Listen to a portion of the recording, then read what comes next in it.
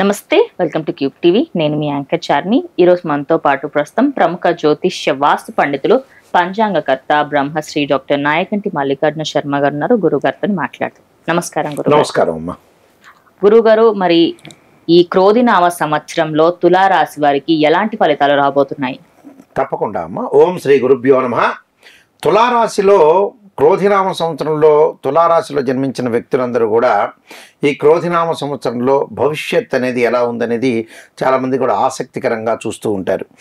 అయితే చిత్తా నక్షత్రం 3, 4 పాదాల్లో జన్మించిన వాళ్ళు, స్వాతి నక్షత్రం 1, 2, 3, 4 పాదాల్లో జన్మించిన వాళ్ళు, విశాఖ నక్షత్రం 1, 2, 3 పాదాల్లో జన్మించిన వాళ్ళందరూ కూడా తులారాశి జాతకులు అవుతారు. అంటే తులారాశి వాళ్ళకి ఎలా ఉంటుంది? 2 ఆదాయం 8 ఖర్చుగా ఉంటుంది. అంటే 2 ఆదాయం 8 ఖర్చుగా ఉంటుంది. అలానే గౌరవం 1 ఉంటుంది, అవమానం అనేది 5 ఉంటుంది. అంటే ఇక్కడ అవమానం జరుగుతుంది, ఖర్చు కూడా పెరిగే అవకాశం అనేది ఉంటుంది. అయితే ఏమిటి అసలు ఎందుకు ఖర్చు పెరుగుతుంది అనేది కూడా మనం తెలుసుకోవాలి కదా. అంటే 28, 15 అంటే 2 ఆదాయం 8 ఖర్చు, 1 రాజ్యపూజ్యం, 5 అవమానంగా ఉంటుంది.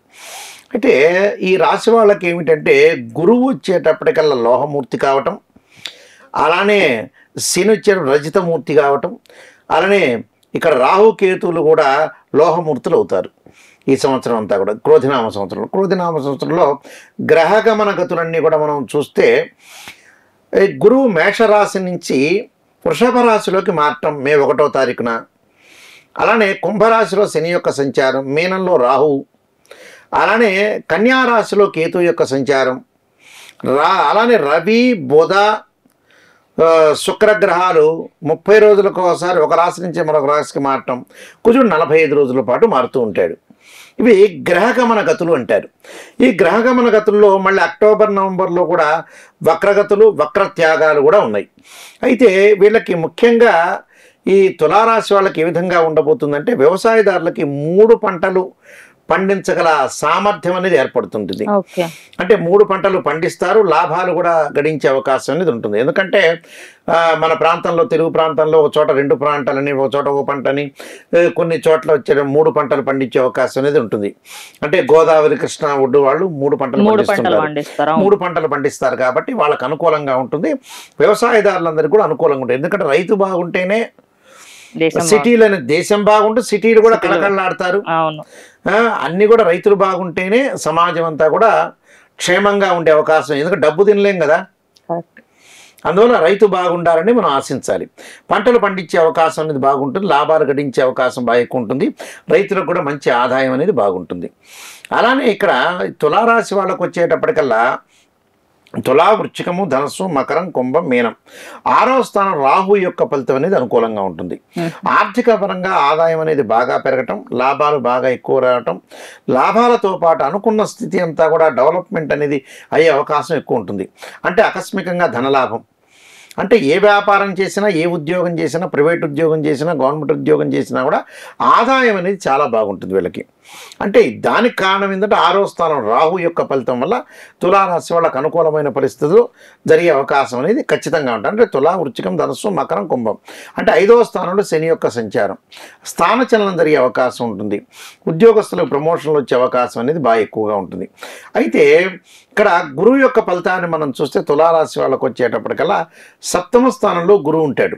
అంటే ఏప్రిల్ వరకు అనుకూలంగా ఉంటుంది, అంటే ఏప్రిల్ 30 వరకు కూడా. తర్వాత మే 1వ తారీఖు నుంచి 8వ స్థానంలో గురువు యొక్క సంచారం వల్ల కొంత ధనం ఖర్చు అయ్యే అవకాశం అనేది ఒకటి ఉంటుంది. ధనం ఖర్చు కావడం అంటే కారణం ఏమిటి? ఆదాయం పెరుగుతున్నా కూడా ఖర్చు అయ్యే సందర్భం అనేది ఉంటుంది. అంటే వృధా ఖర్చు కాదు, అంటే జీవితంలో ఏదైతే మనం సాధించాలనుకుంటున్నామో అలాంటి ఖర్చు పెట్టే అవకాశాలు బాగా ఎక్కువగా ఉంటాయి.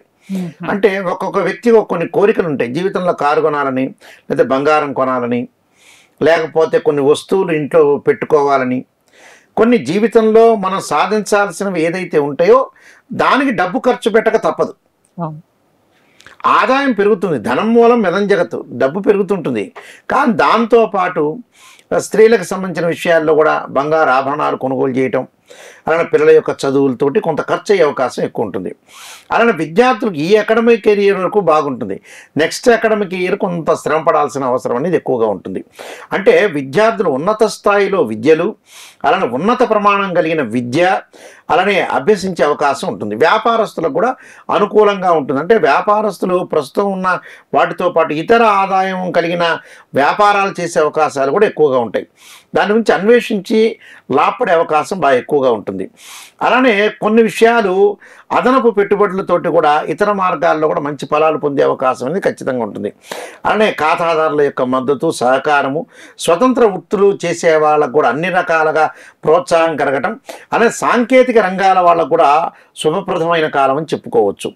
అలానే రాజకీయ రంగం ఉన్న వాళ్ళకు కూడా ఉన్నతమైన పదవులు అలంకరించడం, ఉన్నతమైన పదవులు రావటం, అలానే సినిమా రాజకీయ రంగం వాళ్ళకు కూడా అనుకూలమైన ఫలితాలు జరిగే అవకాశం ఉంటుంది. అంటే వాళ్ళకు తగిన పెట్టుబడులు పెట్టడం, పెట్టుబడిని పెట్టిన లాభాలు వచ్చే అవకాశం అనేది బాగా ఎక్కువ ఉంటుంది. స్త్రీలకి నూతన ఆలోచనలతో ముందుకు సాగుతారు. అంటే ఉద్యోగము, వ్యాపారము, రకరకాల రంగాల్లో స్త్రీలు ఉన్నతమైన ఆలోచనలతోటి ముందుకు సాగే అవకాశాలు బాగా ఎక్కువ ఉంటాయి. పలువురిని ఆకర్షించడం, అలానే మీడియా రంగం వాళ్ళకు కూడా అనుకూలంగా ఉండటం, అలానే సంతాన సమస్యలన్నీ కూడా తొలగిపోయే అవకాశం ఉంటుంది. కొన్ని కలహాలు వచ్చే అవకాశాలు కూడా ఉంటాయి. అంటే ఇక్కడ వీళ్ళకి తులారాశి వాళ్ళకి పంచమ స్థానంలో శని యొక్క ఫలితం వల్ల స్థానచలనం, ఇళ్ళు మారటం, అలానే ఉద్యోగాలు మారటం, ఊర్లు మారటం, అంటే ఏదో రకమైన చేంజ్ అనేది కనపడుతుంది. ఇక్కడ 6వ స్థానంలో రాహు మంచివాడు, చాలా సుప్రదమైన వాడు. అంటే 3, 6, 11 స్థానాల్లో రాహు ఉంటే మంచి చేస్తాడని అర్థం. అలానే ఆస్తిపాస్తులు కలిసి రావటం, కొంత కళత్ర దోషం అనేది ఉంటుంది. అంటే కళత్ర బంధువుల మూలకంగా, అంటే భార్య యొక్క బంధువులు ఉంటారు కదా, వాళ్ళ వల్ల కొద్దిగా ఇబ్బందులు కలిగే అవకాశం అనేది ఒకటి ఉంటుంది. ఆ విషయంలో కొంత జాగ్రత్తగా ఉండాలి. తరచూ కొంత మర్యాద భంగం కావటం, అప్రతిష్ట పాలయ్యే అవకాశం ఉంటుంది. కాబట్టి బంధువులతోటి, స్నేహితులతోటి, బయట వాళ్ళతోటి ఆచితూచి అడుగు వేసేయాలి. అంటే ఏది మాట్లాడాలో, ఎక్కడ మాట్లాడాలో తెలుసుకొని మనిషి యొక్క తత్వం బట్టి వెలిగి ముందుకు వెళ్ళాలి. క్రోధినామ సంవత్సరంలో లేదా అవమానం పడి మానసికంగా ఆందోళన పడతారు. డబ్బులు కూడా ట్రాన్సాక్షన్స్ కూడా ఎవరికి ఇవ్వాలో వాళ్ళకే ఇవ్వాలి. అలానే వ్యాపారం చేసేవాళ్ళు కూడా నూతన వ్యాపారాలు పెట్టుబడి పెట్టకూడదు. ఒకవేళ పెట్టుబడి పెట్టదలుచుకుంటే కొద్దిగా మాత్రమే పెట్టుబడి పెట్టాలి, పరిపూర్ణంగా పెట్టకూడదు. ఉన్న వ్యాపారాన్ని వాళ్ళు కంటిన్యూ చేసుకోవచ్చు. అంటే గోలాభం, భూలాభం కలిగే అవకాశం ఉంటుంది. వ్యవసాయ భూములు కొనుగోలు చేయటం, ఇళ్ళు, ఆస్తులు కొనుగోలు చేసే అవకాశాలు ఉంటాయి. అలానే 6వ స్థానం రాహు వల్ల విదేశాలకు వెళ్ళే అవకాశం అనేది కూడా ఉంటుంది. అంటే గత కాలం నుంచి చాలా సంవత్సరాలు కూడా విదేశాలకు వెళ్ళలేదు కాబట్టి వెళ్ళాలనే ఒక కోరిక అనేది ఈ సంవత్సరం తీరే అవకాశం అనేది ఒకటి ఉంటుంది. అలానే వ్యయంలో కేతు వల్ల ధార్మిక కార్యక్రమాలు, తీర్థయాత్రలు, పుణ్యక్షేత్రాలకు వెళ్ళటం, కొంత ఆరోగ్యపరంగా కొంత జాగ్రత్తగా ఉండాలి. దానితో పాటు ఆరోగ్యంతో పాటు ఇక్కడ మిగతా గ్రహాలు రవి, బుధ, శుక్రగ్రహాల వల్ల కూడా కొంత ఆరోగ్యం పరంగా కొన్ని ఇబ్బందులు వచ్చే అవకాశం ఉంటుంది. కాబట్టి ఆరోగ్యపరంగా జాగ్రత్తగా ఉండి గౌరవ మర్యాదలు, కీర్తి ప్రతిష్టలు బాగా పెంచుకోవడానికి ప్రయత్నం చేయాలి. అంటే ఏ వ్యక్తిని ఆలోచన చేసి లౌకిక విధానం ప్రకారంగానే వెళ్ళాలి. లౌకిక విధానంగా మనం వెళ్ళలేదనుకోండి కొన్ని ఇబ్బందులు అనేవి వస్తాయి. అంటే నూతన వస్తువులు కొనుగోలు చేయటం, కుటుంబ పరంగా కొంత ఇబ్బందులు లేకుండా కొంత ఖర్చులు పెరిగే అవకాశం అనేది ఒకటి ఉంటుంది. మానసిక ఒత్తిడి అనే వల్ల కూడా ఇబ్బందులు కలుగుతుంటాయి. అంటే మానసికంగా ఒత్తిడి అనేది జరగకుండా చూసుకోవాలి. కొన్ని విషయాలు చాలా జాగ్రత్త. అంటే వివాహపరంగా లాభాలు కలిగే అవకాశం ఉన్నాయి. వివాహ సంబంధ విషయంలో అయితే కొన్ని దగ్గరికి వచ్చినట్టు వచ్చి వెనక్కి వెళ్తుంటాయి. ఏదైనా సరే వివాహ సంబంధాలు చూసుకునే వాళ్ళు ఏప్రిల్ 30 లోపల చూసుకోవడం సంబంధం మంచిది. మే 1వ తారీఖు నుంచి గురుబలం అనేది తగ్గటం వల్ల కొంచెం రాహుబలం వల్లనే అవుతుంది. అంటే ఏప్రిల్ 30 వరకు తొందరగా కుదురుతుంది. ఆ తర్వాత వచ్చేటప్పటికల్లా మే దగ్గర నుంచి వచ్చేటప్పటికల్లా 1, 2 సంబంధాలు తప్పిపోయి 3వ సంబంధం కలిసే అవకాశం ఉంటుంది. అంటే ఒకళ్ళని చూస్తాం సంబంధం, 2 ఇద్దరిని చూస్తాం, 3వ వాళ్ళు సక్సెస్ అయ్యే అవకాశం ఖచ్చితంగా ఉంటుంది.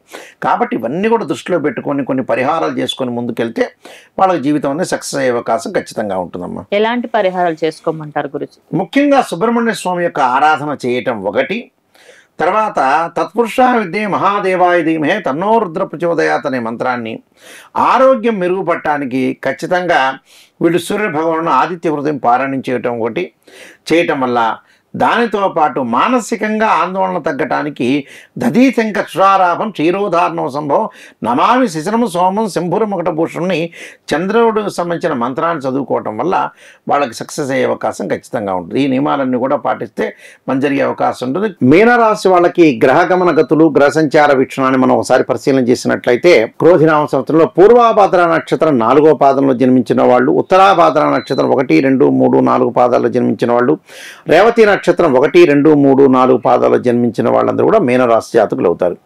మీనరాశి వాళ్ళకు 11 ఆదాయం 5 ఖర్చుగా ఉండటం, అలాంటి రాజ్యపూజ్యం 2గా ఉంటుంది, అవమానం 4గా ఉంటుంది.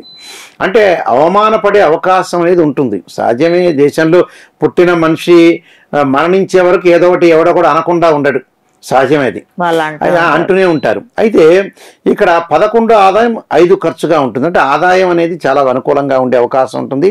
అలానే గురువు కూడా తామ్రమూర్తిగాను, అలానే వచ్చేటప్పటికల్లా శని రజితమూర్తిగాను ఉండటం, అలానే గురువు కూడా మంచి స్థానంలోకి వెళ్ళటం వల్ల స్వర్ణమూర్తిగా ఉంటాడు, శని రజితమూర్తిగా, రాహుకేతులు కూడా తామ్రమూర్తిగా ఉంటారు.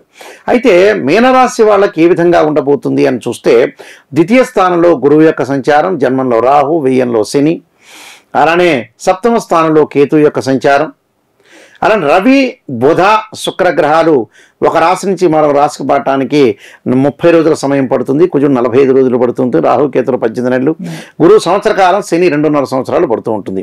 ఈ రాశి వారికి అంతా కూడా సంవత్సరం అంతా కూడా అనుకూలమైన ఫలితాలు వచ్చే అవకాశం ఎక్కువగా ఉంటుంది. అంటే ఆదాయం బాగా పెరిగే అవకాశం ఉంటుంది, అలానే సుఫలితాలు జరిగే అవకాశం ఉంటుంది. వ్యాపారస్తులకు కూడా అనుకూలమైన ఫలితాలు, కొంత లాభ నష్టాలతో సమానంగా కూడా ఉండే అవకాశాలు అనేవి ఉంటాయి. అలానే విద్యార్థులకు అనుకూలమైన కాలం, శ్రద్ధతో విజయం సాధించే అవకాశం అనేది ఎక్కువగా ఉంటుంది.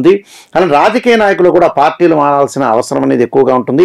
నమ్మిన వారే మిమ్మల్ని ఇబ్బందులు పెట్టే అవకాశం అనేది ఎక్కువగా ఉంటుంది. కాబట్టి ఆ విషయంలో నమ్మకూడదు, అంటే నమ్మినట్టు మాత్రమే నటించాలి కానీ పరిపూర్ణంగా నమ్మకూడదు. సహజంగా మీనరాశి వాళ్ళు ఎప్పుడు కూడా పరిపూర్ణంగా నమ్మకూడదు, నమ్మినట్టు మాత్రం నటించాలి, అది ముఖ్యమైన విషయం. అలానే స్త్రీలు వివాహాది శుభ కార్యక్రమాల్లో పాల్గొనే అవకాశం ఉంటుంది. పెళ్లి కాని వారికి కూడా వివాహము నిశ్చితార్థాలు జరిగే అవకాశాలు ఎక్కువగా ఉంటాయి. అంటే ఏదైతే మీనరాశి వాళ్ళకి ద్వితీయ స్థానంలో గురువు ఏప్రిల్ 30వ తారీఖు వరకు ఉంటాడు, తృతీయ స్థానంలో కూడా మంచివాడే, పెద్ద ఇబ్బందికరమైన వాతావరణం అనేది ఉండదు. అంటే ఇబ్బందికరమైన వాతావరణం అంటే వీళ్ళకి అనుకూలమైన ఫలితాలు జరిగే అవకాశం అనేది ఎక్కువగా ఉంటుంది. కాబట్టి ఏదైతే కొంత ప్రతిదానిలో కూడా మనం ఆలోచన చేయకుండా ఇక్కడ ద్వితీయము తృతీయ స్థానాల్లో ధనపరంగా ఆర్థిక ఆదాయం బాగా పెరుగుతుంటుంది. ఆర్థిక పరంగా ఉద్యోగస్తులు కానీ, వృత్తి ఉద్యోగ వ్యాపార రంగం వాళ్ళందరికీ కూడా అనుకూలంగా ఉండే అవకాశం అనేది ఎక్కువగా ఉంటుంది. కొంత ఆరోగ్య సమస్యలు వచ్చే అవకాశం అనేది ఒకటి ఉంటుంది. అంటే ఆరోగ్య లోపం, బంధు వైరం, అనుకున్న వాళ్ళతోటి నమ్మిన వారు మోసం చేసే అవకాశాలు ఎక్కువగా ఉంటాయి. కాబట్టి నమ్మకుండా ఉండటం చాలా మంచిది. ఇప్పుడు ఏ రాశి వాళ్ళైనా నమ్మకుండా ఉండటం అనేది సహజం. కానీ క్రోధినామ సంవత్సరంలో మీనరాశి వాళ్ళు ప్రస్తుతం అయితే నమ్మిన వాళ్ళు మోసపోయే ఛాన్స్ అనేది ఎక్కువగా ఉంటుంది. కాబట్టి నమ్మకుండా ఉండటం అనేది మంచిది.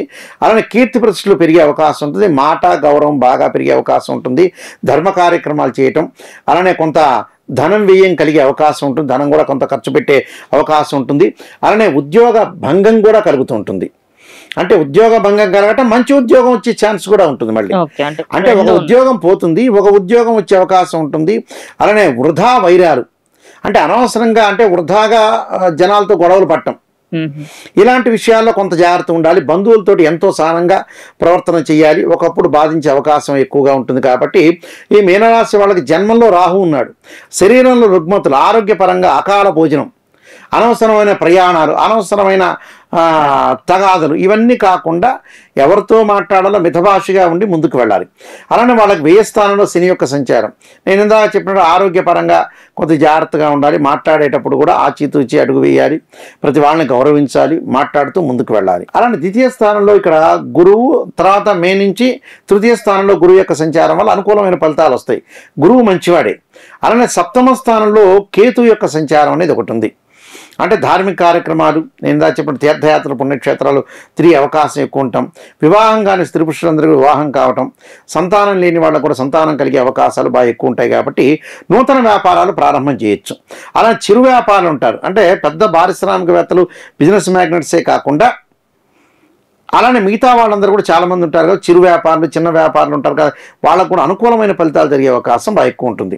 అంటే ప్రతి పనిలో కూడా కొంత జాగ్రత్తగా ఉండి వృధాగా ప్రయాణాలు చేయకుండా, అనవసరమైన వాటిల్లో వేలు పెట్టకుండా, అనవసరంగా మాట్లాడకుండా, అలా బంధువులు కానీ స్నేహితులు కానీ ఎవరైనా సరే వాళ్ళతో కొంత జాగ్రత్త వహించి ముందుకు వెళ్ళటం వల్ల మంచి జరిగే అవకాశాలు ఎక్కువగా ఉంటాయి. కాబట్టి కొన్ని ప్రత్యేకంగా ధర్మ కార్యక్రమాలు, అలానే తండ్రి విషయంలో కొంత, ఆరోగ్య విషయంలో కొంత జాగ్రత్తగా ఉండాలి వీళ్ళు. అలానే వ్యవసాయము విషయంలో కొంత అధిక పెట్టుబడులు పెట్టకుండా ఉండటం మంచిది. అయితే తల్లిదండ్రులకు ఏమీ కాదు, కానీ కొద్దిగా జాగ్రత్తగా, అది వరకటం కంటే కూడా తండ్రి యొక్క ఆరోగ్యం వీళ్ళకి మెరుగుపడే అవకాశం అనేది ఒకటి ఉంటుంది. కానీ వీళ్ళ ఆరోగ్యాన్ని అప్రమత్తంగా ఉండాలి.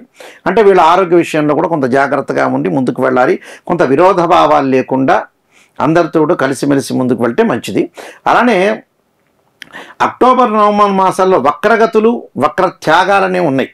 ఆ అక్టోబర్ నవంబర్ మాసంలో కొంత ఆరోగ్యపరంగా కొన్ని ఇబ్బందులు కలిగే అవకాశం ఉంటుంది. కాబట్టి జాగ్రత్తగా ఉండాలి. మీనరాశి వాళ్ళకు కూడా ముఖ్యంగా 2025 మార్చి 29వ తారీఖున శని, జన్మశని వచ్చే అవకాశం అనేది ఒకటి ఉంటుంది. అప్పుడు మరింత జాగ్రత్తగా ఉండాలి. అంటే వాళ్ళకంతా కూడా, ఈ మీనరాశి వాళ్ళకి జన్మశని వస్తాడు.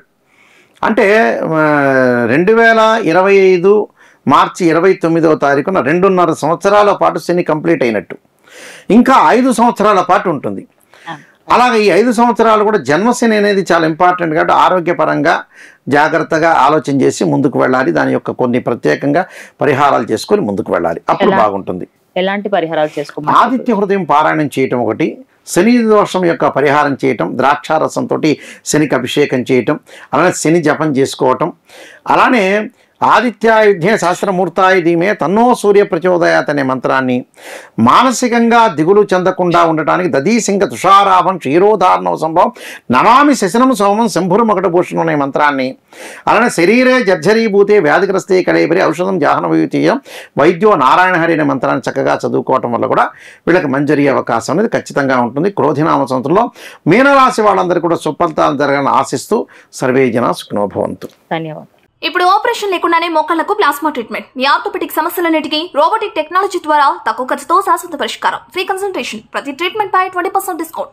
ఈ ఆఫర్ కొద్ది రోజులు మాత్రమే. త్వరపడండి. V9 hospitals 9281465842.